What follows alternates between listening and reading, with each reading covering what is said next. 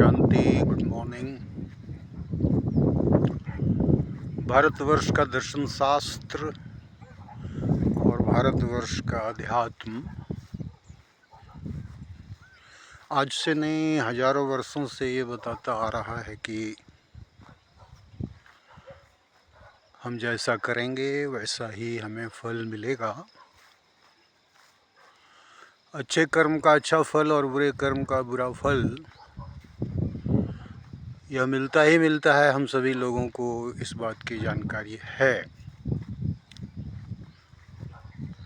अगर कोई ऐसा सोचता है कि मैं बुरा कर्म कर लूँगा और बच जाऊँगा, यह संभव नहीं है। चाहे वो व्यक्ति पाताल लोक में भी क्यों न चला जाए, वह अपने किए हुए कर्म का फल भुगतने से अपने को कभी बचा नहीं पाएगा।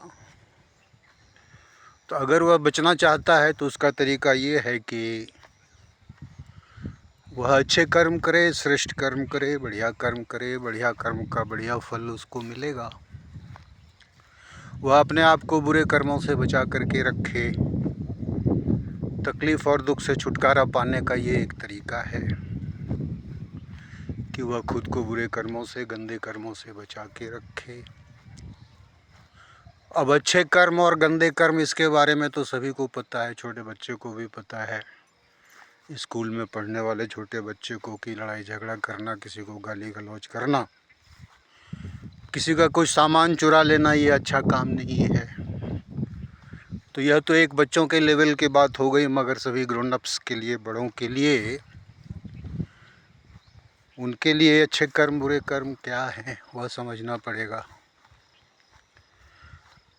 अच्छे कर्म है कि मानसिक रूप से हमें किसी को दुख नहीं देना है, मन में किसी के लिए दुर्भावना नहीं रखनी है, बुरे भाव नहीं रखने हैं, कोई प्लानिंग नहीं करनी है किसी को हार्म पहुंचाने के लिए। ग्रुप में बैठ करके किसी को हानि पहुंचाने के लिए कोई योजना बना रहे हैं, यह बहुत बड़ा दुष्कर्म है, बहुत बड़ा पाप कर्म है। परमपिता परमात्मा शिव बाबा ने भी कहा हुआ है कि अगर तुमने किसी को दुख दिया तो तुम दुखी होकर के मरोगे।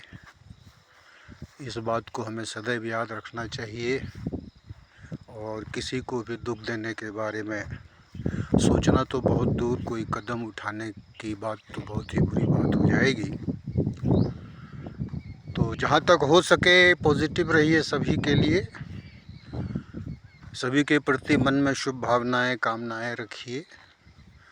और अगर कभी कोई आपके पास आता है सहयोग के लिए, तो जहाँ तक शक्ति है उस शक्ति के अनुसार उसको सहयोग भी करिए। ये है शुभ कर्म। और इसके अलावा उससे ऊंची और भी बातें हैं कि मन आपका शुद्ध रहे, दृष्टि आपकी पवित्र रहे, दृष्टि में क्रिमिनलिटी नहीं रहे। परमपिता परमात्मा शिव बाबा ने बार बार बताया है कि दृष्टि की क्रिमिनलिटी से ही हमारा सर्वनाश होता है, पूरी दुनिया का सर्वनाश हुआ है। यहाँ तक कि दृष्टि की क्रिमिनलिटी के बाद से ही हमारे सुपर पावर वाले जो लोग थे, देवी देवताएं, देहाभिमान में आने के कारण उनका भी पतन हुआ। और आज की तारीख में वे सभी लोग अत्यंत ही ऑर्डिनरी लोग हैं। तो अब दृष्टि की पवित्रता को, श्रेष्ठता को बनाए रखने के लिए और उसकी क्रिमिनलिटी को समाप्त करने के लिए क्या करना है वह हमें जान लेना चाहिए। उसके लिए हम सभी को अपने वास्तविक प्रकाश में, आत्मिक स्वरूप में बने रहने का प्रयत्न करना है। शरीर तो हमारी एक मोटर गाड़ी है जिसको हम चलाते हैं। हम संचालक हैं, नियंत्रक हैं, ड्राइवर हैं, कंट्रोलर हैं। हम इस 5-6 फुट के शरीर का संचालन करते हैं, इसको चलाते हैं, दृष्टि को नियंत्रित करते हैं।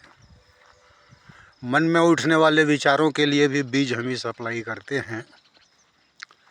तो ये सारी चीज़ें हमारे हाथों में है। तो दृष्टि की क्रिमिनलिटी तब समाप्त होगी जब हम अपने स्वरूप में बने रहेंगे और उसके बाद पूरी दुनिया को भी इसी आत्मिक रूप में देखेंगे। कठिनाई, परेशानी और दिक्कतें तब होती हैं जब हम देह के जाल में उलझ जाते हैं और देह के आकर्षण में आकर के अपनी रॉयलिटी को बिल्कुल गिरा लेते हैं और कुछ कुछ मानसिक रूप से कुत्ते के हाल में आ जाते हैं। आपने कुत्तों को देखा होगा जीभ लपलपाते हुए खाद्य पदार्थ के ऊपर किस प्रकार से पड़ता है। इसी प्रकार से देहाभिमानी लोग की स्थिति उसी जीभ लपलपाते हुए कुत्ते के समान है, जो देहधारियों के पीछे उसके आकर्षण में फंस कर के अपना जीवन बर्बाद करते हैं और उसके पीछे पड़े रहते हैं। कुछ प्राप्त नहीं होता है उनको यह भी पता नहीं चलता है कि उन्होंने एक बहुत बड़ा पाप का पहाड़ अपने सिर पर खड़ा कर लिया है और उन्हें अपने इस दुष्कर्म की कीमत भी चुकानी पड़ेगी। उन्हें इसके लिए बहुत कठिन और बहुत कठोर दंड भी मिलेंगे। तो ईश्वरीय आज्ञा का बार बार उल्लंघन करने की कीमत तो चुकानी ही पड़ेगी। तो उससे बचने का साधन भी बहुत सहज है, जो कि ऑलमाइटी ने, शिव बाबा ने हमें दिया हुआ है। वो यही है कि अपने रियल स्वरूप में रहो, अपने बारे में चिंतन करो, अपनी दृष्टि को पवित्र बनाओ, अपने मन को शुद्ध रखो, अपने ईश्वरीय कार्य में संलग्न रहो। और सभी पवित्र आत्माएं हैं, प्रकाशमय हैं, आत्माएं विदेही हैं। नाशवान शरीर के पीछे बहुत ज़्यादा भटकने की क्या ज़रूरत है, यह तो मिट्टी में मिलना ही है, आज नहीं तो कल। और वैसे भी जब आप इस शरीर का एनालिसिस करेंगे तो शरीर तो मलमूत्र से, रक्त से, सोनित से भरा हुआ एक गंदा सा ही सत्ता है। तो इसकी तरफ बहुत ज़्यादा पागल बन करके भागने की ज़रूरत नहीं है। लेकिन सबसे ज़्यादा कठिनाई और दिक्कत और परेशानियाँ इसी शरीर ने सभी के लिए बना करके रखी हुई है। तो इसी से बचने के लिए हमें अपना सर्वाधिक उपाय करना चाहिए, सर्वाधिक प्रयत्न करना चाहिए।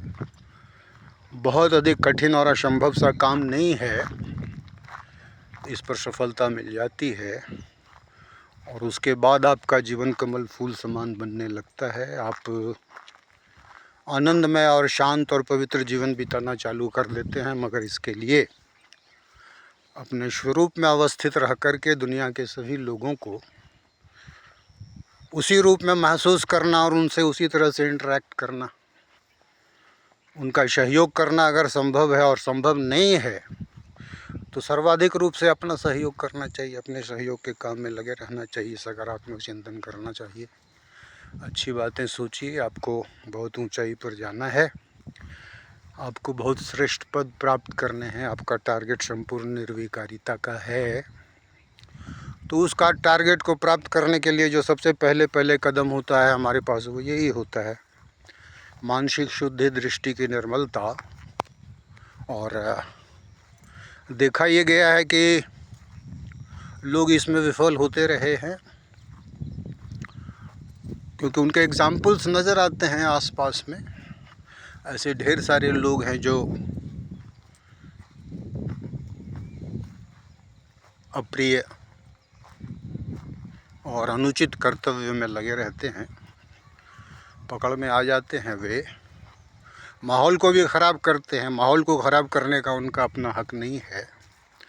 अपनी ज़िंदगी को अगर बर्बाद करने के लिए उन्होंने कुछ सोचा हुआ है तो ठीक है, कोई हर्ज नहीं, गंदगी में लिपटे रहें, किसी को कोई प्रॉब्लम नहीं। बट माहौल को ख़राब करने का भी आपके ऊपर में जब पाप चढ़ेगा, उसका भी एक बड़ा सा पहाड़ आपके सिर पर आ जाएगा, तो आप बहुत बुरी तरह फंस जाएंगे इन मामलों में। तो इस सूक्ष्मता की ओर भी ध्यान देना है, यही हमारी मंजिल है। बाबा ने हर दिन, शिव बाबा ने हमें इन्हीं बातों पर समझाने का प्रयत्न किया है। आज भी समझाते रहे हैं, आज भी समझाएंगे, कल भी समझाएंगे। तो हमें इन बातों पर ध्यान दे करके कर्म फिलॉसफी को ठीक से समझ करके श्रेष्ठ कर्म करते रहने का प्रयत्न करना है, अपना कल्याण करना है और संसार का कल्याण करना है। ओम शांति।